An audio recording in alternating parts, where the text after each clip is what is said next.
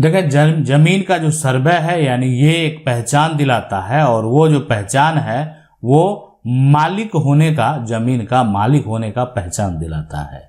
अब ये पिता के नाम जमीन है और बेटा और बेटी यहाँ पर आप देख सकते हैं।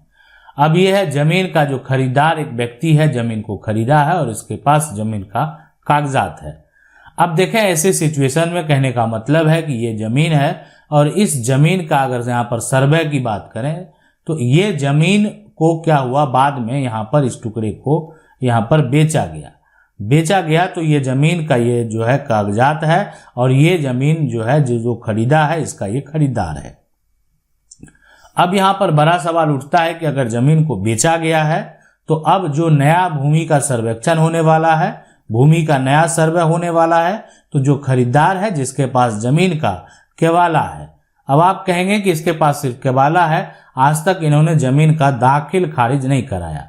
देखें दाखिल खारिज अगर नहीं भी कराया है लेकिन जमीन इसके कब्जे में है और जमीन का केवाला इसके पास है, तो इसका मतलब है ये प्रॉपर्टी का मालिक है और इसके पास प्रॉपर्टी का मालिकाना हक है। तो अब नया जो भूमि का सर्वेक्षण होता है, नया का सर्वे होता है, तो वैसी सिचुएशन में ये जमीन का केवाला जिसके पास मौजूद है कानूनी तौर पर वो संपत्ति का अभी मालिक है और उसी के नाम से भूमि का सर्वे होगा। जमीन का मैप भी यानी इस प्रकार से बना दिया जाएगा जैसे कि वो खरीदा है। तो अब यहाँ पर एक बड़ा सवाल देखें, आपको देखने को मिलेगा कि आखिर ये जो जमीन है यानी ये जो भूमि है, आखिर इस जमीन का जो शेष जो जमीन है उसका क्या होगा। तो शेष देखें, पहले का जो ये सब सर्वे था यानी इस पे परदादा का नाम दर्ज है और इसके बाद इसका उपयोग यहाँ पर दादा किए।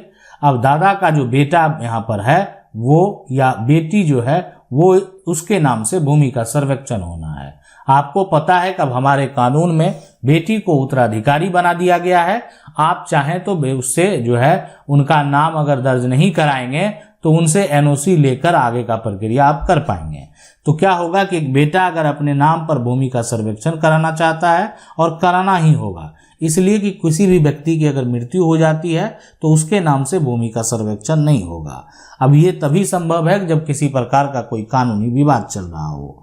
अब यहाँ पर देखें कि अब ये एनओसी अगर आप बहन से लेते हैं तो उसके बाद जो इनका ये बेटा है उसके नाम से ये शेष भूमि जो है जो बेचा गया वो खरीदार के नाम और जो शेष भूमि है वो इनके नाम से भूमि का सर्वे हो जाएगा।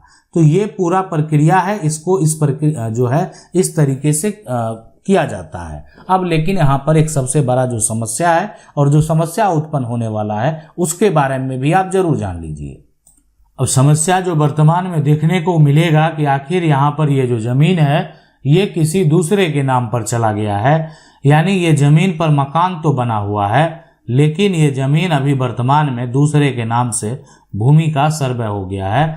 तो देखें ऐसी सिचुएशन में अब इसका एक ही उपाय है कि वर्तमान में अगर नया भूमि का सर्वे का कार्य हो रहा है तो ये पुराना जो सर्वे दूसरे के नाम पर हो गया है, इसी के आधार पर उसी के वंशज का यहाँ पर जो है नाम जुटेगा, यानी नया सर्वे में आपका नाम नहीं जुटेगा।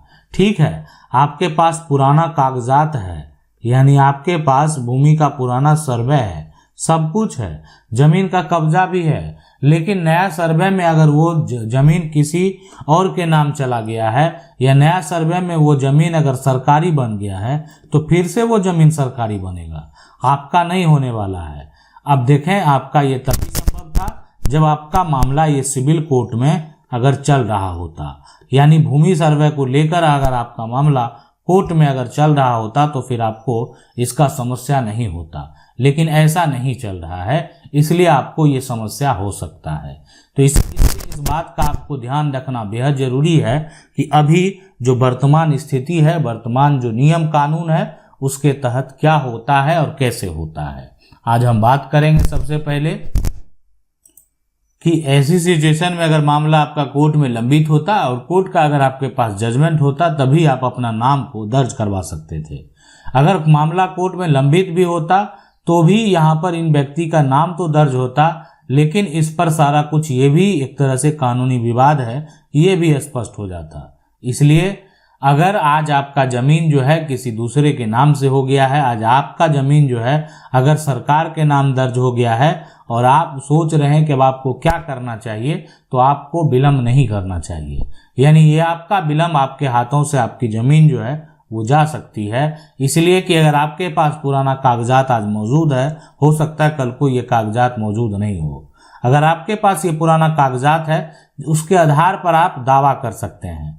एक तो आपके पास पुराना कागजात है, दूसरा अगर आपके पास कब्जा भी है, तब तो और दिक्कत नहीं है, आसानी से आप इस प्रॉपर्टी को अपने नाम पर करवा पाएंगे। तो ये है पूरा प्रक्रिया।